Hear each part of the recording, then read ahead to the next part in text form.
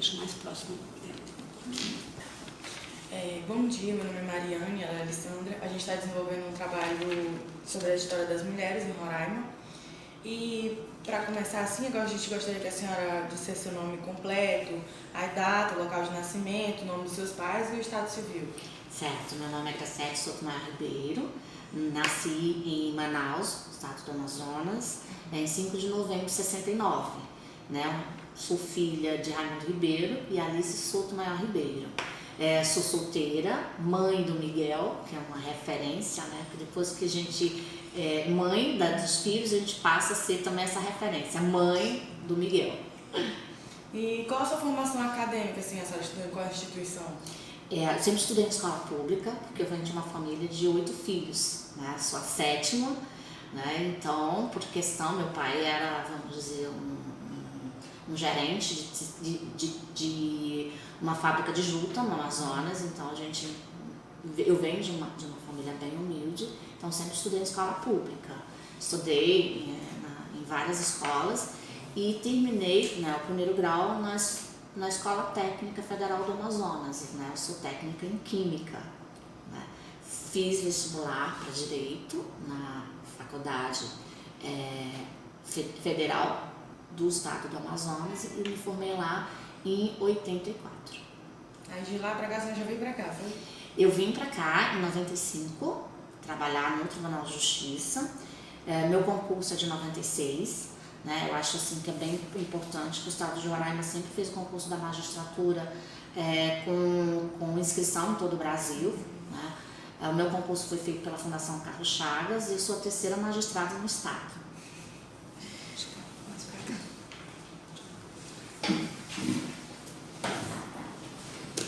E a senhora pode falar mais um pouco sobre a sua infância, como foi, o que marcou nesse período para a senhora? Olha, como eu disse, eu venho de uma família grande, né?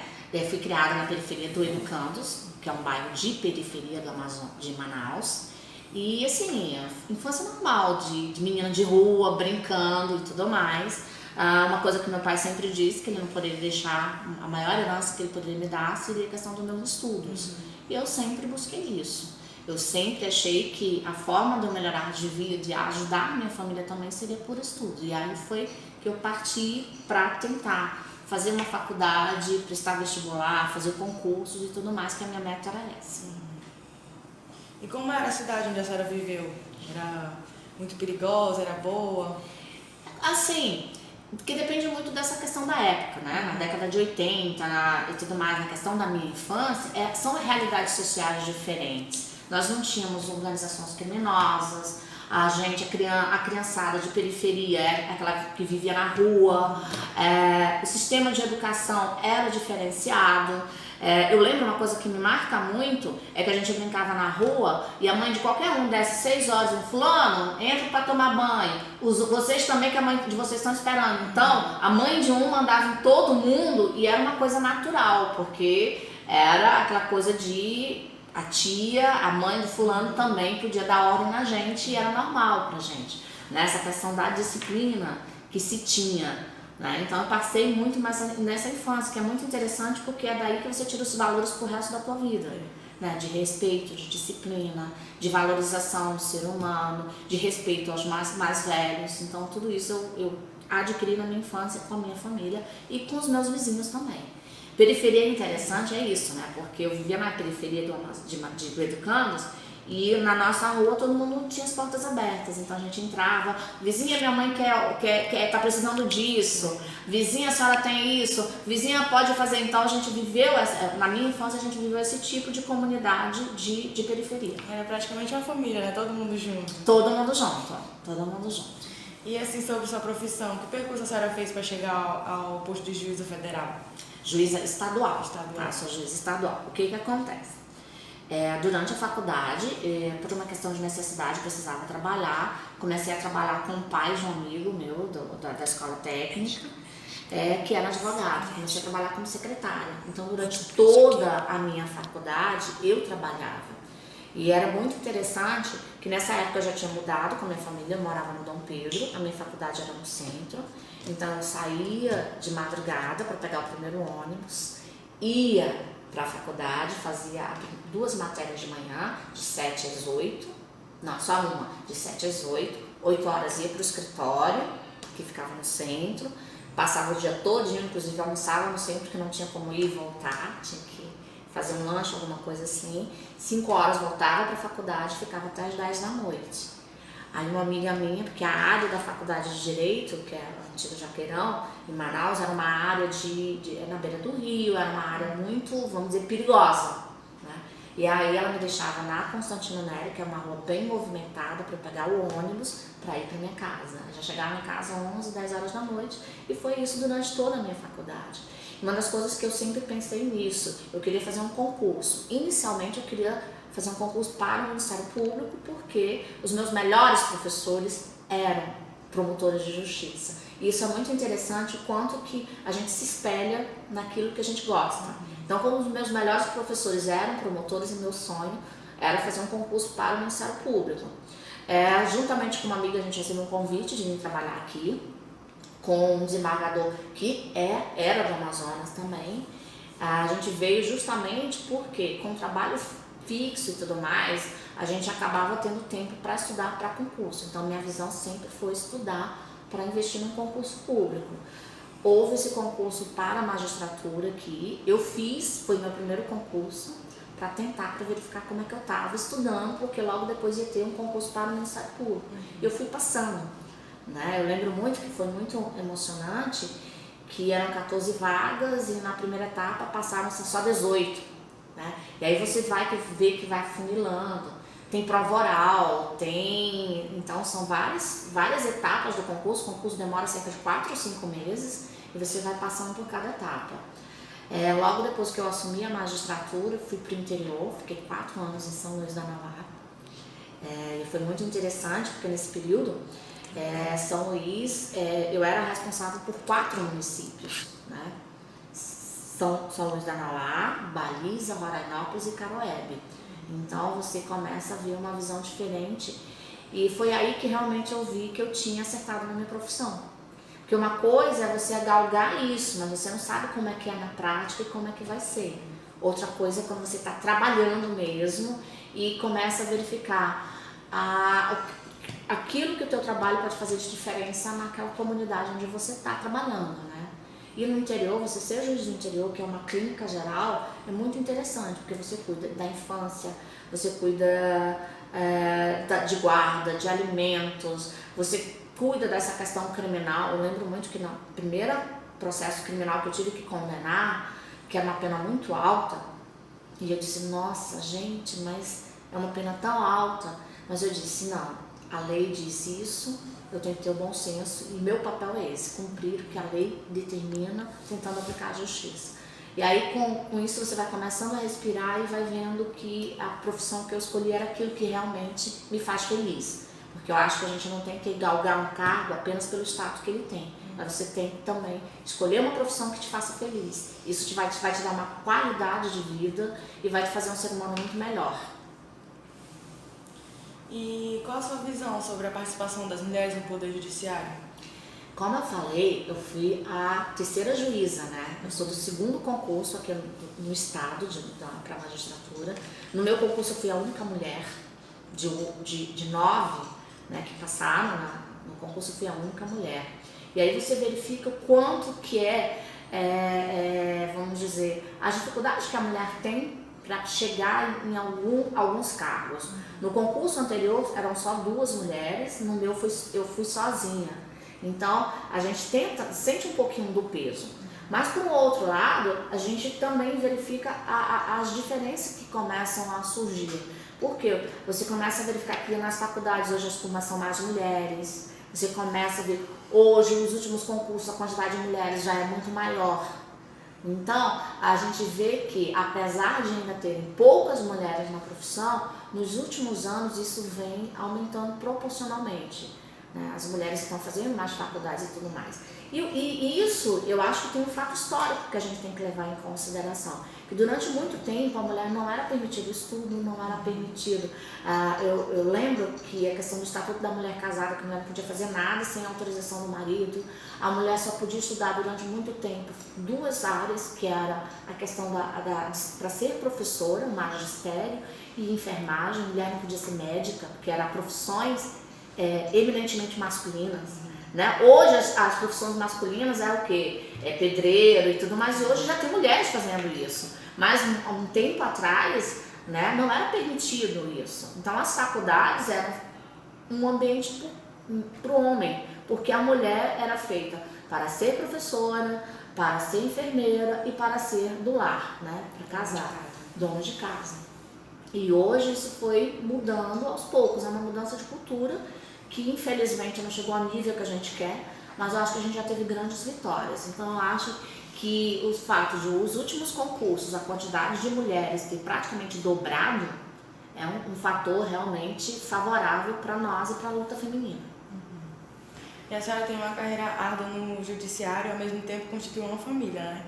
A senhora acha assim, como foi? A senhora poderia contar? Se a senhora inventou dificuldade? Como é conciliar a vida pessoal? O que acontece? Nessa questão de vida pessoal, eu digo que teve um antes e um depois.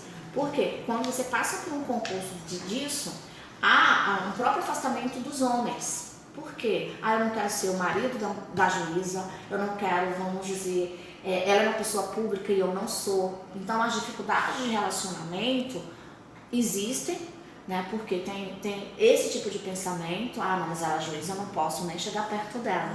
Então a gente tem essas dificuldades em termos de relacionamento que para o homem não existe. Um homem juiz, ele consegue, vamos dizer, o relacionamento afetivo com mais facilidade do que a mulher. E nós também, a gente acabamos sendo mais criteriosos, porque nós somos pessoas públicas. Então a gente tem que ter um cuidado também com aquela pessoa que vai se relacionar com a gente. Depois de um tempo, isso já passa a ser uma coisa mais natural, mas no início a gente sente muita dificuldade.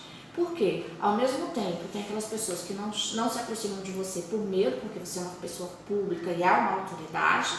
Por outro lado, tem aquelas pessoas que se aproximam de você apenas pelo cargo que você é.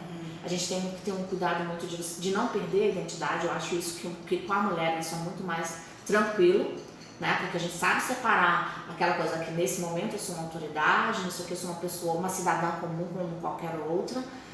Nesse momento eu sou mãe de família, então a gente começa a gente tem, eu digo que a mulher tem várias caixinhas e que à medida que a necessidade vai surgindo, a gente vai exercendo algum papel, né? Papel de mãe, papel de companheira, o papel de autoridade, o papel de pessoa pública e por aí vai. E como a senhora consegue conciliar a senhora sendo como mãe e a senhora tendo que ser juíza? É muito interessante, até porque eu fui juíza da infância durante 10 anos. Então eu trabalhei muito tempo, e eu não era mãe nessa época, eu trabalhei muito tempo resguardando os direitos de criança e adolescente, mas sem ter esse conhecimento de maternidade. Eu tinha tentado gravidez antes, não tinha conseguido, e a minha gravidez foi tardia, né? Eu já engravidei com 45 anos. E que isso é um fato bem interessante, porque é um fato hoje concreto, que hoje as mulheres, a minha avó, ela engravidou com 13 anos, ela casou e engravidou com 13 anos. Minha mãe já foi um pouquinho maior, com 20, mas já estava com... logo depois já teve os primeiros filhos. Então, hoje, a mulher ela investe na qualificação profissional e essa questão da maternidade fica um pouquinho de lado. Comigo eu já tinha tentado antes e infelizmente não tinha conseguido engravidar. E assim, no final de tudo, parece assim, quando ficou assim, mais tranquilo, disse, não vou engravidar, já tinha me prontificado a pensar na adoção, porque eu penso em fazer uma adoção tardia, né, de crianças maiores e tudo mais, quando eu engravidei. Então, a gravidez foi uma das grandes bênçãos da minha vida e é uma coisa assim, é qualidade do tempo, né? Então, quando eu estou com meu filho, eu penso só nele, a minha atenção é voltada para ele, atividade da escola eu não perco nenhuma, tá? Então, eu sempre estou me garantindo nisso, porque essa fase da infância, ele tem 3 anos de idade, então a minha presença é essencial na vida dele. E, ao mesmo tempo, eu não posso deixar de lado o meu trabalho. Por quê? Porque a vida de outras pessoas, né, também depende do meu trabalho. Meu trabalho, a minha competência de vulneráveis. Então, meu trabalho tem um papel social também a fazer. Então, eu acho que depende de você querer, né? De você ver. E com relação aos filhos, eu acho que a gente tem que ver muito essa questão de qualidade de tempo.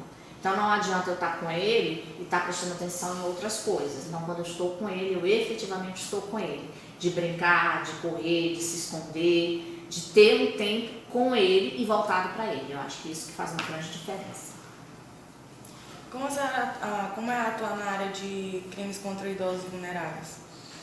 É bem interessante, porque, como eu disse, eu fui juíza na infância durante 10 anos.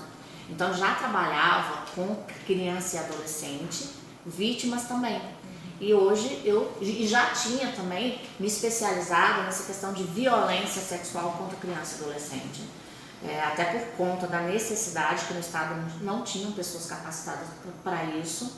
Teve um programa do governo federal, que é o PAIR, né, que é o Plano de Atendimento Integrado e Referenciado na área de violência sexual, que começou em 7 municípios do Brasil, e Pacaraima foi um desses municípios. Nessa época eu fiz toda a minha capacitação voltada para essa área.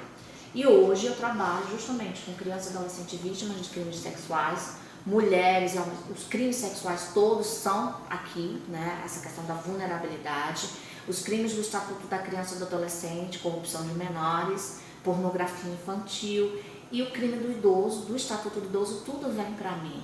Então eu acho que assim, eu posso aqui ter também uma função social muito grande, né? Essa questão de não ter o pensamento de impunidade, a questão da escuta qualificada, de como é que a gente vai escutar crianças e adolescentes e os idosos que são vítimas de crimes violentos. Então, como é que a gente vai trabalhar isso?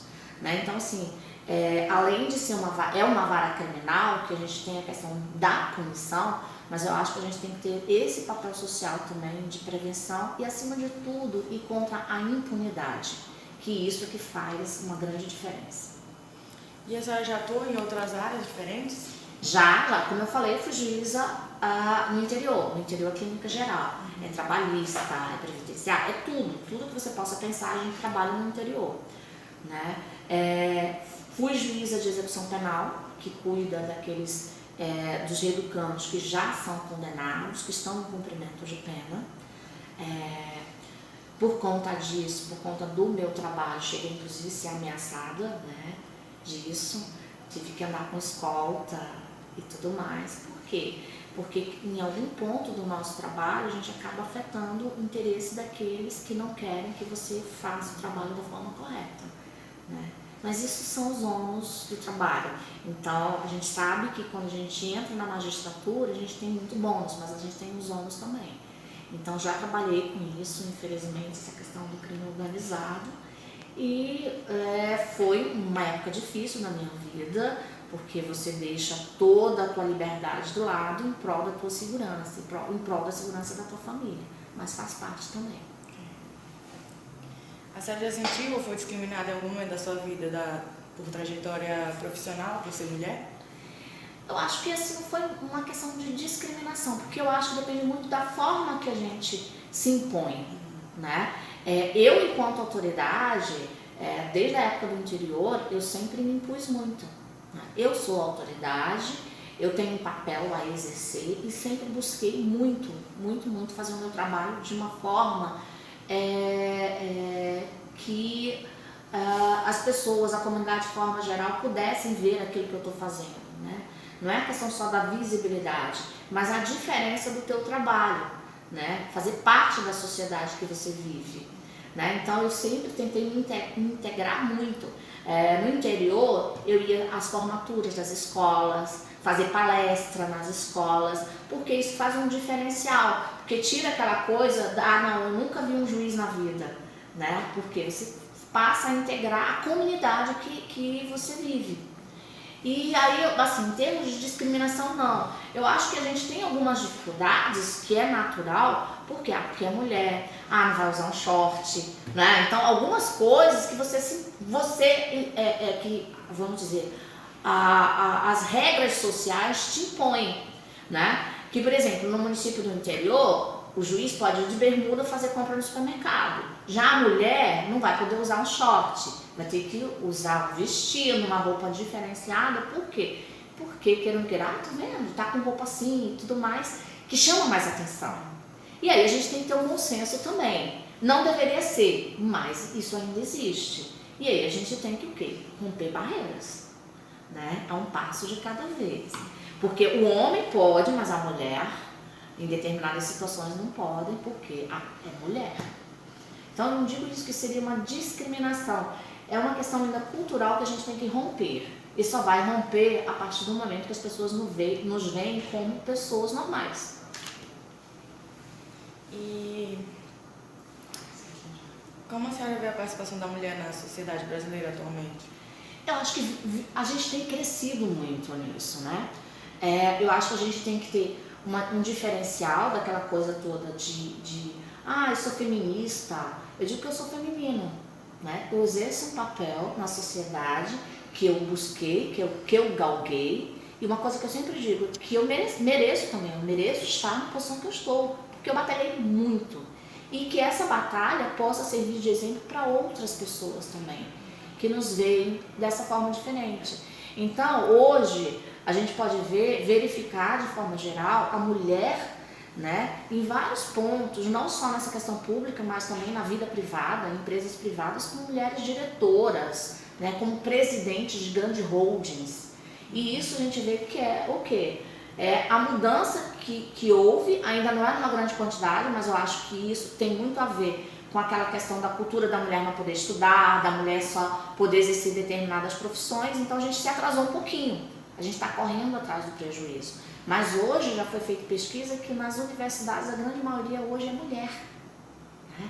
E eu conheço várias pessoas que depois dos filhos crescidos voltam aos bancos das universidades para exercer função laborativa, porque isso faz parte também da satisfação pessoal de você exercer essa função laboral, né, de poder participar, de ter a sua questão financeira resolvida também. Então isso mudou muito. Então eu acho que hoje, nós já tivemos uma ex-presidente, né? Nós hoje, cada vez mais a mulher está tendo uma participação social maior, e eu acho que essa tendência é aumentar cada vez mais. E a senhora pode falar assim pra gente qual foi os momentos mais marcantes da sua vida? Olha, com certeza a minha formatura, né, ao lado da minha família, acho que isso é muito, muito importante. Quando eu passei no concurso, também tomei posse, é um ato muito... E eu lembro que meu pai veio de Manaus para isso, no supermercado fazendo compras, sabe, minha filha é juíza. O orgulho dele, né? Porque uma coisa que eu sempre coloco, porque a função não é só sua. Você chega num lugar, tem toda a tua família que te ajudou. Como eu disse, para fazer a faculdade eu tinha que trabalhar, minha irmã me dava os livros de presente, né? Então assim, é uma consequência de você chegar nesse lugar.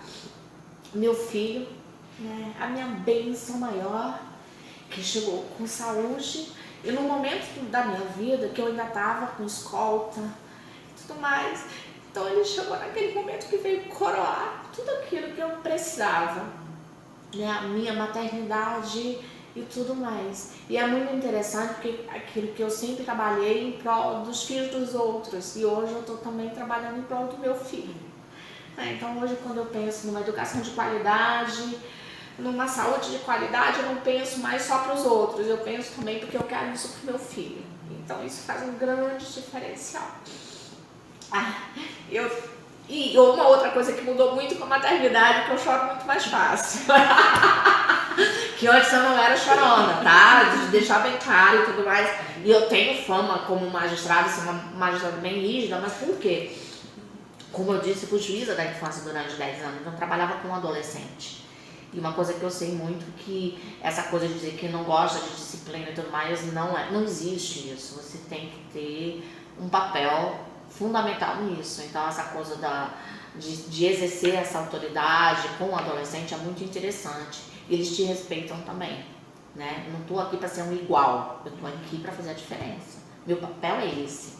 E logo depois também trabalhei com reeducando, né? com aquela pessoa que foi condenada e que está cumprindo uma pena, né? E eu acho muito isso, porque às vezes, doutora, a senhora pode me dar uma oportunidade. Eu sou juíza, eu tenho que cumprir a lei, eu tenho que ser justa. É isso que é o meu papel, né? E a gente tem que trabalhar em cima disso. E é bem interessante nesse sentido, né? Que eu sempre busco o quê? Meu papel é aplicar a lei, mas de uma forma justa, buscando, vamos dizer, apesar do conceito de justiça ser um tanto quanto subjetivo, né, a gente busca isso na vida, na nossa vida, até como filhos, né? Mamãe prefere isso, porque isso? Até a gente entender que às vezes as preferências da mãe não é porque gosta mais de um e de outro, mas é por conta da diferença mesmo da natureza de cada um. Mas até a gente entender isso, a gente não compreende quando a gente é pequeno, a gente compreende quando é adulto, né? Que faz parte do crescimento pessoal.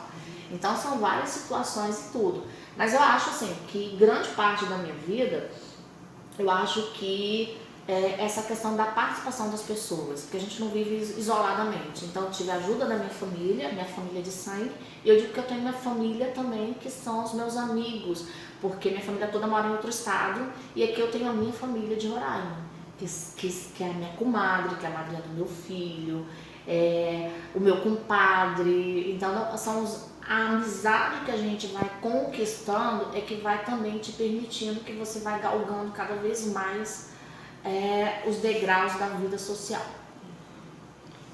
E a senhora tem alguma mulher que serve de exemplo?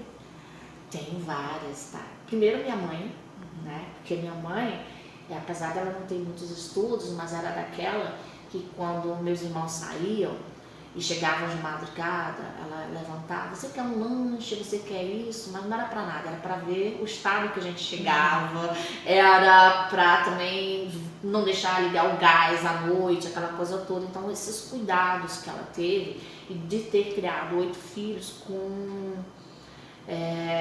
vamos dizer, com amor, com disciplina, e também fazendo a gente se sentir parte, porque com 8 filhos, né, ela tinha um diferencial de cada um, de dar o gostinho de cada um, no aniversário de cada um fazer um bolinho. Se meu pai não tinha dinheiro, ela ia trabalhar na vassouraria, fazia uns trabalhinhos, vendia salgadinho para fora, mas para ter o bolinho no nosso aniversário. Então essas coisinhas todas é muito, muito importante. Tem várias outras pessoas que eu não quero nem nominar, porque se você esquecer alguém de fora, vai dar confusão, né? E tudo mais. Mas tem muitas mulheres que participam, assim, que estão no teu dia a dia, né? E eu não digo assim, tem às vezes aquela pessoa que naquele momento da tua vida, ela nem sabe a importância que fez. Né? Tem uma situação que durante eu estava fazendo a prova do concurso, saí nervosa da prova oral, eu disse: não fui bem. E um PM chegou comigo e disse assim, depois que eu voltei do almoço, estava com dor de cabeça e tal, quando eu voltei ele disse: doutorinha, não se preocupe, eu já fui lá conversar, a senhora foi muito bem, e me deu um abraço. Então, assim, quando a gente diz pessoas que são importantes na sua vida, não importa quem ela seja, mas naquele momento elas exercem um papel tão importante que mesmo sem saber, às vezes a gente percebe que eu digo que são anjos da guarda que aparecem na tua vida em vários momentos. Então, a questão de mulheres importantes tem várias na minha vida, mas eu vou nominar apenas a minha mãe, né? E deixar que todas as outras sejam representadas por ela, para não deixar ninguém de fora, porque todos moram no meu coração. E assim, para terminar a entrevista, a senhora tem algum recado assim, para as mulheres para conquistar o espaço na sociedade hoje em dia? Tenho. Eu acho que nós temos coisas, né? A gente hoje, a mulher hoje, a gente pode ver que nós somos pessoas fortes, mesmo aquelas que se acham fracas, né? Que acham que não conquistam nada, no fundo, elas ainda não conseguiram, foi coragem para mostrar a força que tem. Então, força, coragem, determinação e fé. Né? São coisas que a gente tem que ter sempre na vida, em todos os momentos, que isso vai fazer uma grande diferença. família.